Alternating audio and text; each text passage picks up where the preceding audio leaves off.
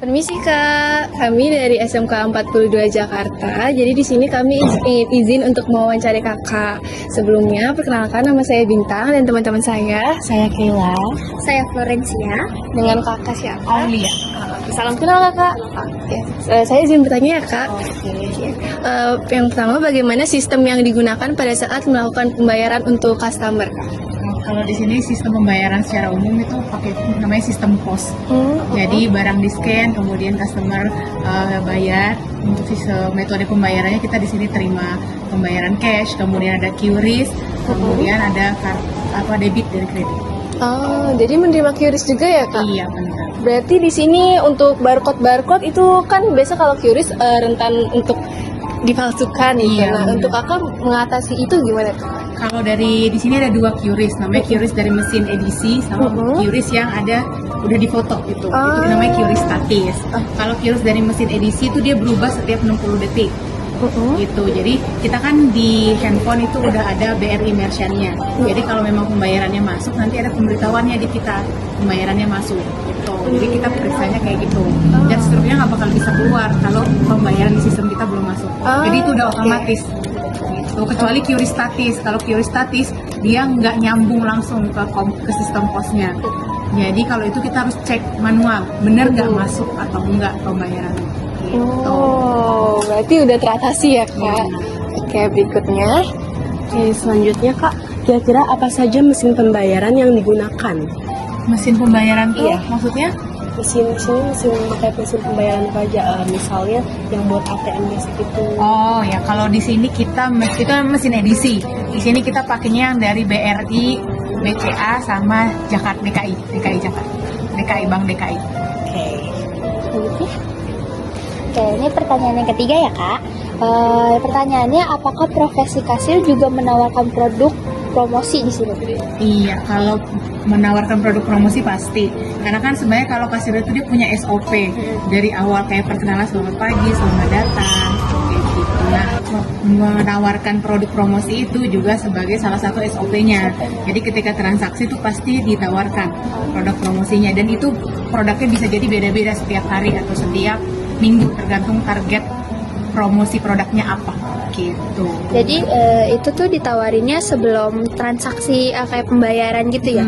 Kalau kita di sini ketika sedang transaksi. Oh, Jadi ketika kita lagi scan, kita tanya, boleh silakan ditambah sama minyaknya lagi promo, atau misal kita sesuaikan juga sama konsumen. Kalau ibu-ibu sukanya minyak, kalau siapa sukanya apa, kayak gitu. Terima kasih ya Kak. Oke, dengan saya Muhammad Fakih Mekti Fakohi. Sekarang sudah posisi berada di Kula. Mas, dengan siapa namanya Mas? Tama. Mas Sama. Mas Sama Pramuniaga? Iya. Oke.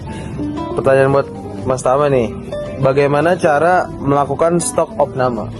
Stock of name. Iya. Nah, kalau untuk stock of name, untuk standarnya itu kita ada by data ya.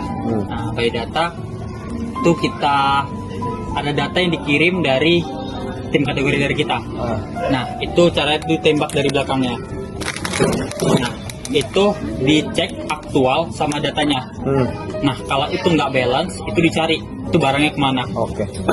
Nah, kalau misalnya barangnya balance, nah berarti data sama fisiknya sesuai. Intinya itu fisik sama datanya sesuai. Nah, itu poin penting untuk stock of name. Jadi di sini stock of name pakai alat ya Mas? Kita pakai PDT. Oke. Terus pertanyaan kedua, gimana cara kita biar konsentrasi nih pas lagi stock of name? Konsentrasi untuk kita kan di sini kan sifatnya mobile ya. Mobile, semuanya kita kerjain. Nah, untuk kita supaya konsentrasi, kalau bisa untuk hal lain kita jangan pegang dulu. Kita fokus ke stock of name aja dulu. Kita cari barangnya. Soalnya kan kalau kita stock of name itu berarti kita harus mengejas datanya sesuai dengan aktualnya. Nah, datanya harus sesuai. Jadi itu kadang misalnya kita tembak ciki. Nah, ciki itu untuk di by datanya itu ada 3, sedangkan di aktualnya cuma 2. Nah, berarti gap 1, hilang 1. Itu kemana data barangnya? Nah, jadi kita harus tahu, kita harus temukan satu itu di mana. Bisa jadi itu salah di data atau kita salah validasi.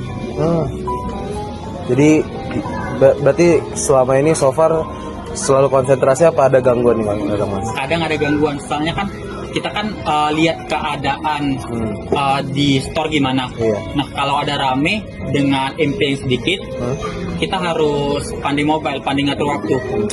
Kapan bisa kita SO dengan tenang, kapan bisa kita untuk membantu menghandle-nya yang lain. Oh, makasih ya Mas.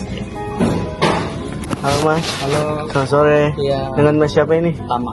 Mas Tama. Iya. Oke. Mas di sini izin tanya ya Mas. Boleh. Yang pertanyaan pertama itu bagaimana cara menyusun display dengan menata price tag yang baik dan benar Mas? Untuk price tag. Nah, untuk penataan itu kita mengenal namanya FIFO. Nah, FIFO itu ngedisplay barang yang lama di depan, yang baru di belakang. Oh iya. Nah, barang yang lama di depan, barang baru di belakang. Dengan penataan price tag, terkadang juga ada kayak item yang itu sama, cuma varian berbeda. Nah, itu kita harus benar menyesuaikan di mana kita letak itemnya, di mana kita harus letak price tag-nya. Jangan ketika misalnya barangnya habis, kita harus menyesuaikan gitu. Dan kita harus tetap terus update untuk harga-harganya. Jangan sampai price tag-nya itu harganya udah update tapi kita belum ganti. Ketika customer beli, nanti customer malah menanyain, ini harganya kemana bang? Gitu, ini harga sesuai nggak? Jadi nanti jadi case untuk customer juga. Malah jadi komplain ya dia. Iya benar. Pertanyaan selanjutnya itu bagaimana sih cara menangani komplain dari customer jika ada kesalahan dari pihak perusahaannya?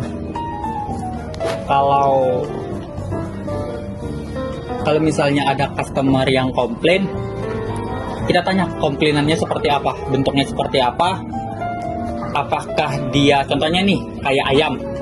Nah, dia pesan ayam, misalnya ayamnya itu dia bilang ini ayamnya udah berhari-hari bang gitu, cuman dia nggak ada ngasih bukti.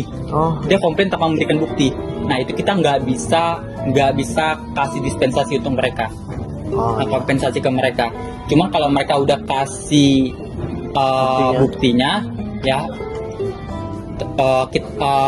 kita udah kasih bukti, mereka udah kasih bukti, terus mereka bilang kita cek semuanya rupa datanya memang benar gitu kan, di store kita bermasalah, baru kita kompensasinya. Itu baik dalam bentuk uang maupun barang. Jadi barang nggak diganti atau uangnya juga dikembaliin? Kalau semisal buktinya tergantung misalnya dia kayak ayam, nah dia bilang bang saya minta kembaliin uang aja katanya, berarti barangnya kita berikan lagi, dia cuma kasih uang. Nah begitupun sebaliknya. Makasih ya Mas. Iya. Halo Mas, selamat sore. Di sini aku Dea, izin bertanya, nama Mas siapa ya? Nama saya Tama. Oke, dengan saya Dea, Kak. Oke, di sini aku izin untuk menanyakan pertanyaan ya, Kak. Oke, jadi bagaimana sih cara Kakak menyusun display yang baik dan benar nih, Kak? Menyusun. Ya. Untuk baik menyusun display itu kita harus per kategori. Jadi rempah, untuk bagian rempah di mana, mie di mana, untuk sabun-sabun di mana, untuk makan kucing di mana, itu harus sesuai. Jangan dicampur aduknya. Jangan dicampur, oke. Iya. Untuk biasanya tuh kalau standarnya, kalau misalnya barangnya cuma sedikit, cuma mudah satu nggak masalah, cuma harus sesuai plenonya antara food sama non food, itu harus dipisah, nggak boleh disatuin. Oh, Ya. baik. Oke, udah, berarti gitu aja Kak. Berarti harus per kategori ya, nggak boleh dicampur-campur. Oke, makasih ya Kakak. Permisi Mas, selamat sore, dengan saya Ailsa, dengan Mas siapa? Tama. Mas Tama. Saya izin bertanya ya Mas, terkait SOP perusahaan. Nah, di perusahaan ini tuh bagaimana sih cara perusahaan melayani customer dengan SOP yang berlaku? Untuk SOP, kalau SOP yang pertama penyediaan barang. Nah, harus pastikan barang kita itu ketika customer datang ke sini, barang yang mereka cari itu ada. Nah, itu yang pertama. Dan kedua, kualitas. Nah, kualitas itu harus yang, karena kita namanya Kula dengan slogan fresh ya. Nah, itu harus barangnya juga harus fresh. Nah, yang ketiga, kita melayani customer ketika bertanya. Kadang-kadang customer tuh banyak yang bingung untuk plenonya letak barangnya di mana-mana. Nah, kita harus benar-benar hafal barang ini di mana. Misalnya dia nyari bang beras di mana, kita harus benar-benar kasih tahu untuk tepat barangnya di mana gitu. Entah di pojok sana dengan cara detail. Oke, berarti SOP dari perusahaan itu banyak banget dan itu bermanfaat banget ya Mas ya? Iya, Bagi- sebenarnya banyak, cuman itu bisa dibilang yang Inti. paling penting. Yang intinya. paling penting ya. Iya. Oke, baik segitu aja Mas. Terima kasih. Terima kasih ya Mas. Iya.